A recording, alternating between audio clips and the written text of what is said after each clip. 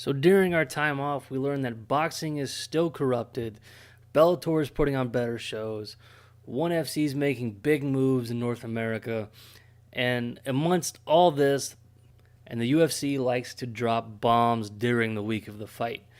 Of course, we're talking about the Jon Jones fiasco of UFC 232.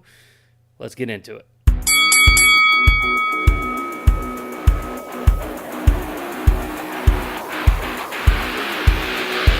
They're here. Welcome to the Hook J Podcast. Who the fuck is that guy? Who the fuck is that? When it's all said and done, I know one thing that I can do.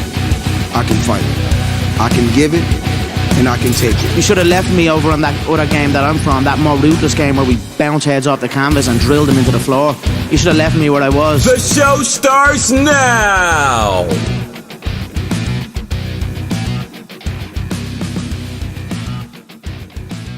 How's it going, guys? It's Jacob. This is the Hook J Podcast. I'm the only one here today. My co-host couldn't make it, but let's dive right into this.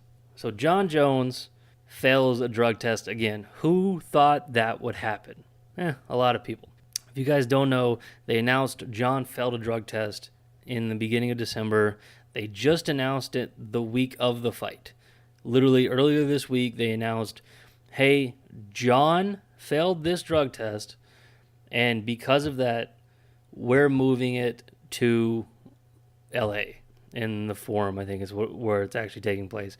They're moving an entire event from Las Vegas to LA because one person fails a drug test. Now, that right there, if I was a fighter, that would piss me off because I have to move everything I'm doing, all the things that I had planned, I have to stop that and now move to a different state. If, as a fan, if I was going there, that would piss me off because now either I have to decide, well, I'm not going there now in a 6-day notice and go to someplace else, or not go at all. Or go and then not go to the UFC. There's people who made entire plans around it. You know, we can get into that, but that would piss me off. And it kind of does, even though I'm not even going to the thing. But let's talk about Jon.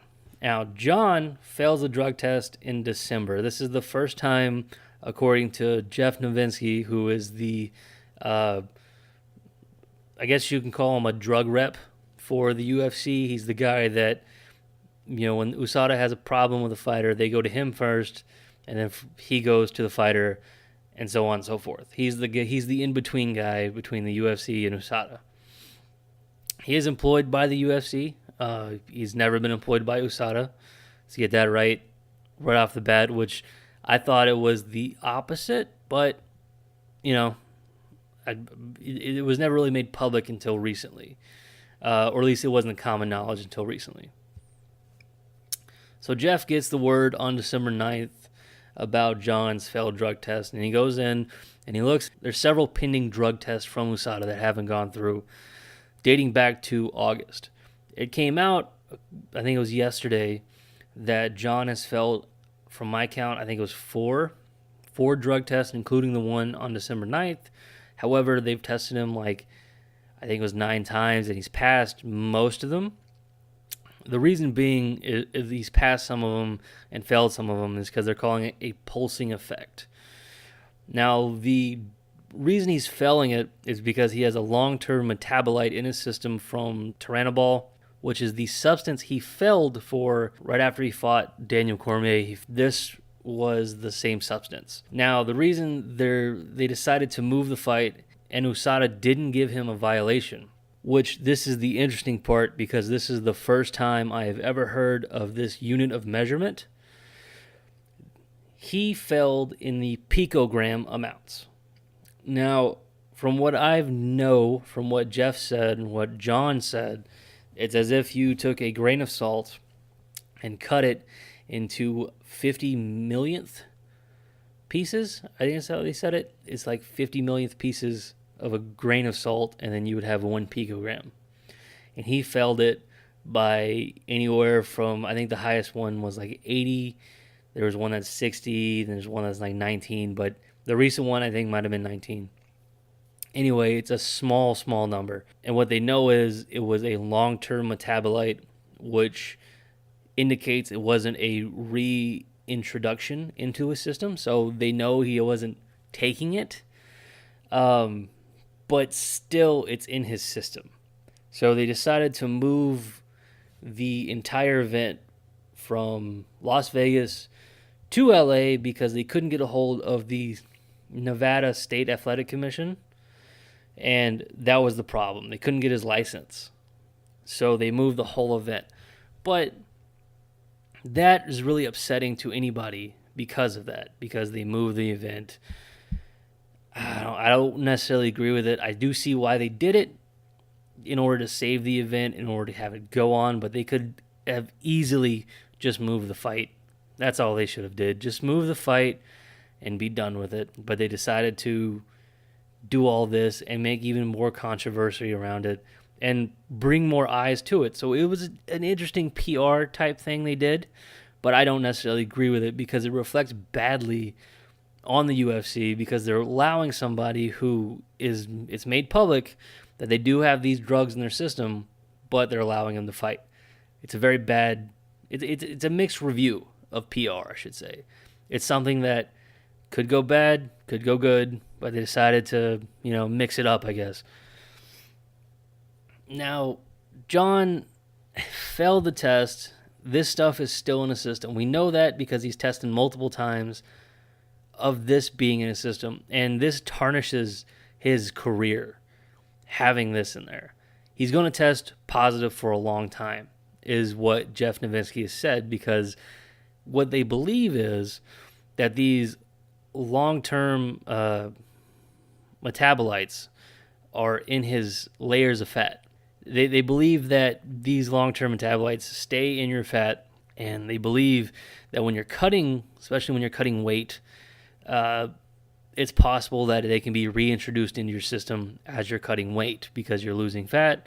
In order to make the weight, you're losing water, blah, blah, blah. That's what he basically said on the JRE podcast. It's actually a really good episode. It explains a lot more in detail. I know I'm skipping over a lot of it. It's still in his system, and it reflects badly on the UFC because he's going to test positive for a long time.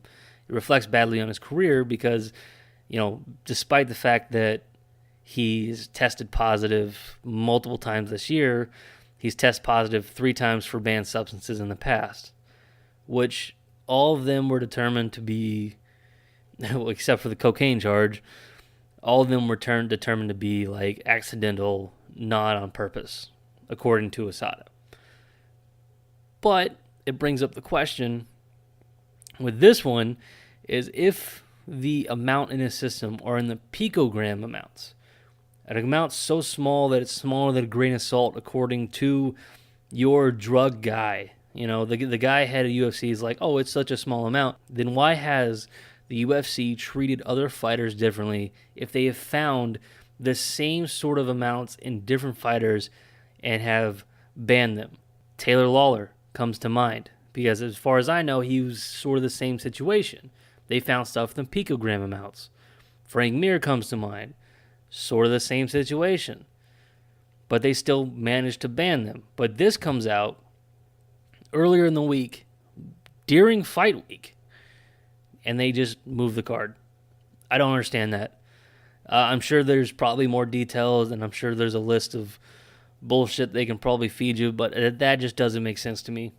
If you're going to give a fighter a sentence like that, if you're going to tell them, hey, you can't do this because this is in your system, then you 100% should be able to do that to a different fighter, even though it's under a slightly different circumstance, but it's still the same thing. I don't understand it. I don't get it. I don't think it's fair. It reflects badly on the sport. It shows the world that the biggest promotion in the sport can't even handle something correctly. It's amazing. On the other hand, you also have this guy who, science has proven that these things are going to be in a system for a while. And if it's that small of an amount, how could that help him with any performance enhancing? How can that provide any sort of performance enhancement if it's such a small amount? Should we crucify him for having something in there that he unknowingly ingested in the first place and it's still in there? I don't think so. But it doesn't reflect good on him in the first place of having it. He said in recent interviews that he's really cautious about it because he doesn't want to ruin his reputation anymore. He said that he's really, skeptical of people offering him anything. He doesn't want to accept coffee anywhere he goes. He's really trying to not have anything in his system. But then this pops up. So should we crucify him for something that he didn't even know was in his system still?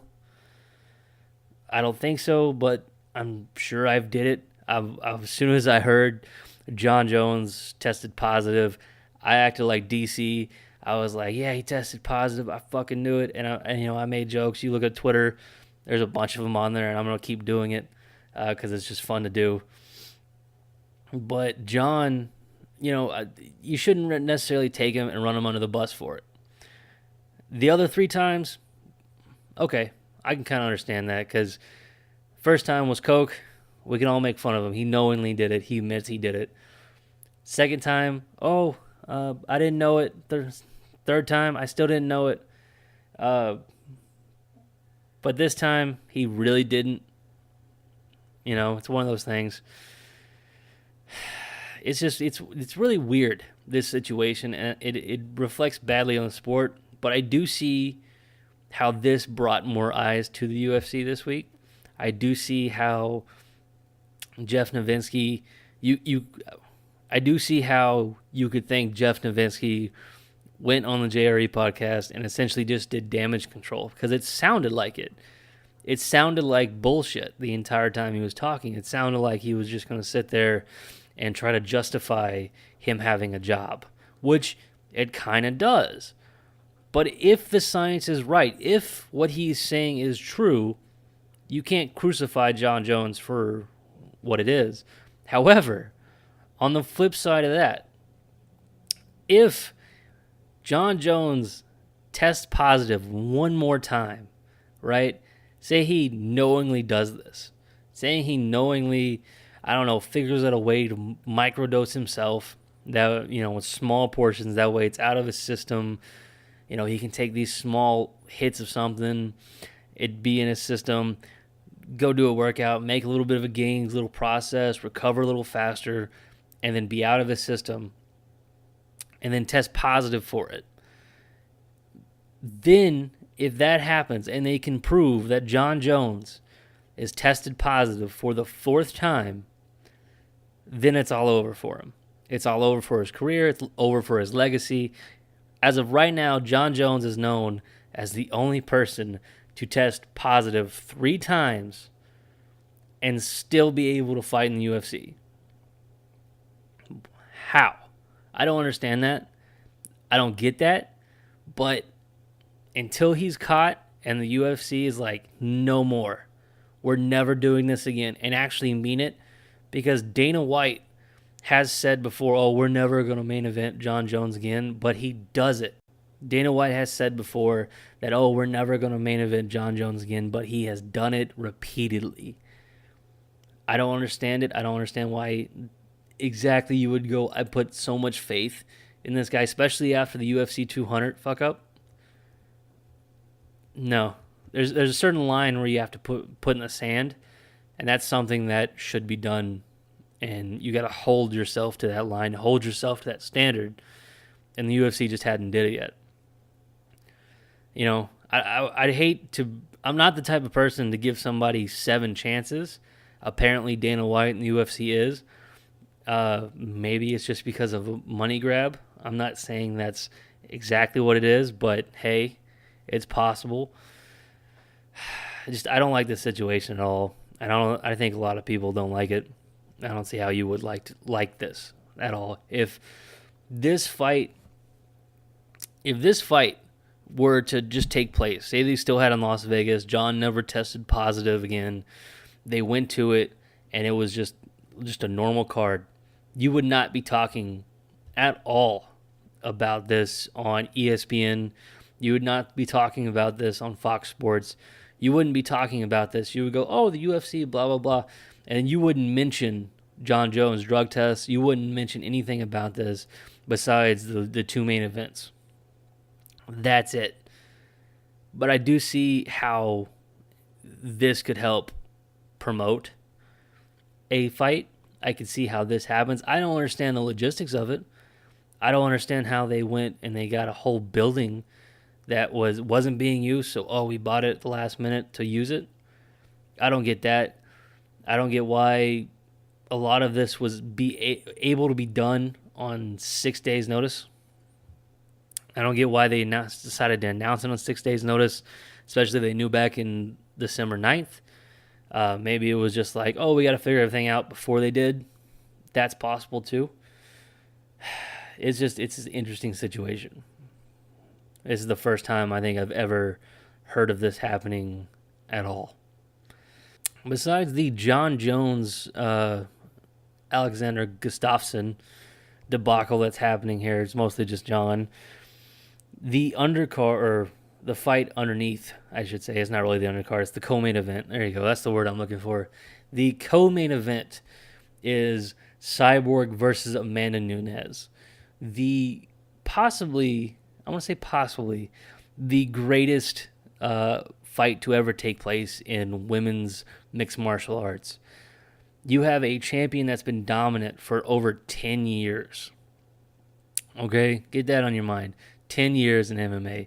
She has not lost. Not one fight. You can go back to Strikeforce, Forge, Invicta. I can't even tell you exactly when she started this run. There's a lot of organizations she's been in that she's just ran through everybody. But Cyborg has been through a lot of women, and then she meets Amanda Nunes tomorrow, actually, on the 29th. And Amanda Nunes has been on a tear since she got the belt, even a little bit before then, where she dethroned Miesha Tate for the championship. She has beat the brakes off of Ronda Rousey, Raquel Pennington. She's been through a lot of people in that bantamweight division with no problem. There are probably a few people that were going to give her a run for her money, but I don't see it happening anytime soon.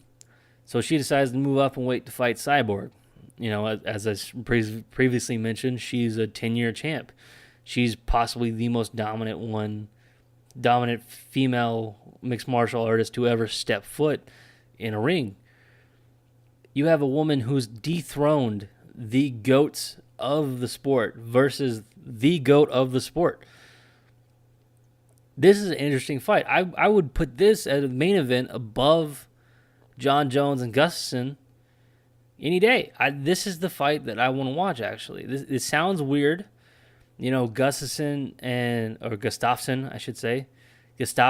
and Jones went the distance in possibly one of the greatest fights of all time. But honestly, I want to see Cyborg and Nunes more. I want to see if Nunes can control Cyborg. I think going into it, if Nunes decides to take a page out of Holly Holm's book and control the fight, control the pace, make sure you get in the middle of the octagon, then square up, get in close, grab Cyborg, push her towards the cage, and hold her there and work from the cage, I think that's the only way that Cyborg, is going to lose. I don't see Amanda Nunes necessarily outstriking her. I do think that she's a little bit faster, but I don't think she has the power. And Cyborg, we all know Cyborg's got the power. We all know that she's able to do that, but there's certain positions that we've seen people get Cyborg in that she had trouble with. Holly Holmes had her up against the cage, and every time, even though Cyborg got Holly Holmes back towards the cage, Holly Holmes managed to reverse it a lot and keep her there and control her in the cage and win that cage battle. Earlier in her career, when Cyborg was fighting Gina Carano, every time, there was a little bit there where Gina got into full mount, and Cyborg was having trouble. This isn't the Cyborg from back then, but still, this is that's a little bit of a problem. She doesn't necessarily go to the ground that often. Amanda Nunes, she's no slouch. She's got a piston for both hands, really, and she's got good game plan every time. That's the fight that I would want to watch.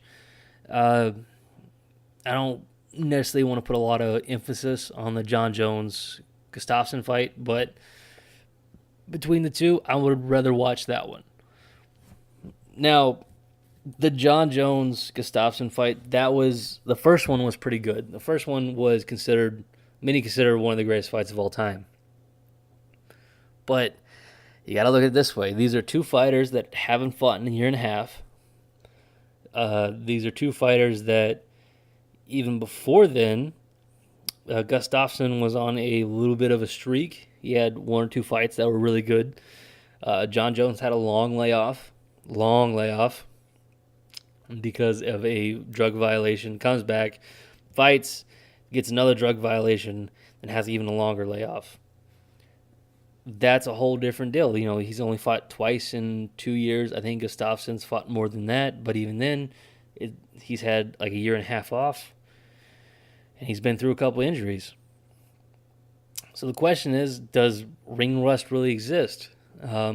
Jones proved that even on his worst day in the octagon, he can still pull out a victory. And that was, you can argue that was either against Gustafsson or against OSP. But either way, he won. On his worst day in the octagon, he won.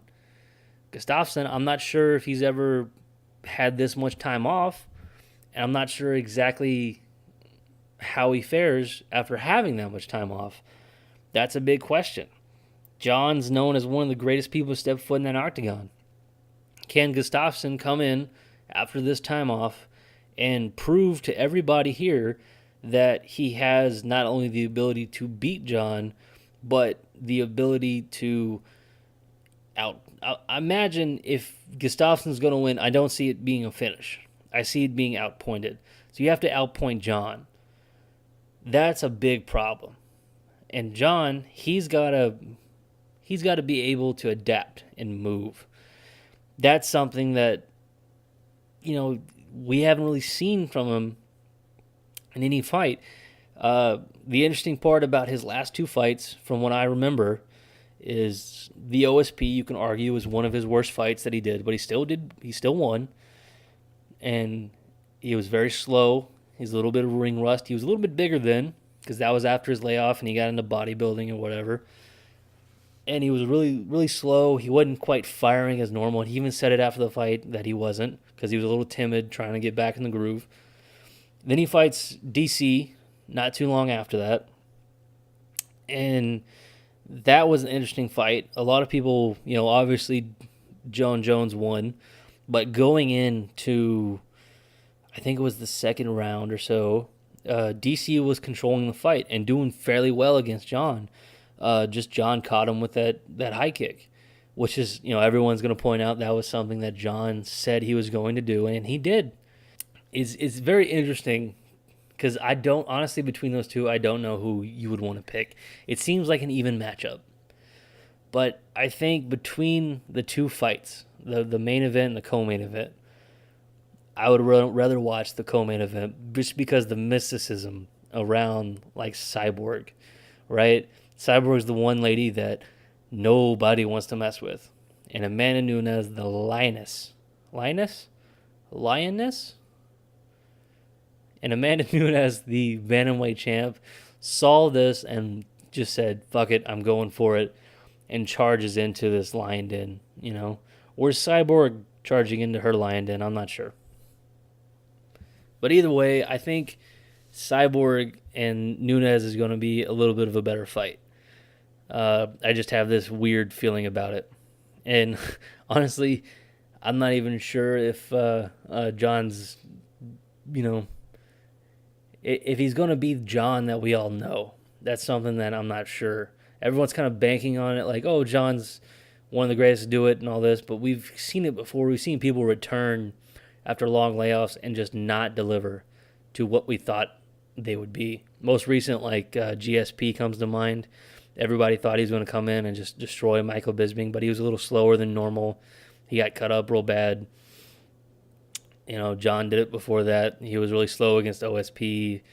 And even with Daniel Cormier, he was a little slow. So I'm not sure, man. I'm not sure about that one. I don't really want to pick with the Cyborg one. But either way, I think those two are the ones that you really need to watch. Thank you guys for listening. Thank you guys for paying attention and putting up with us. Thank you for listening to the Hook J Podcast. Hope you enjoyed today's show. See you next episode. Sometimes you've got to do what's right for you and not do what's right for everybody else.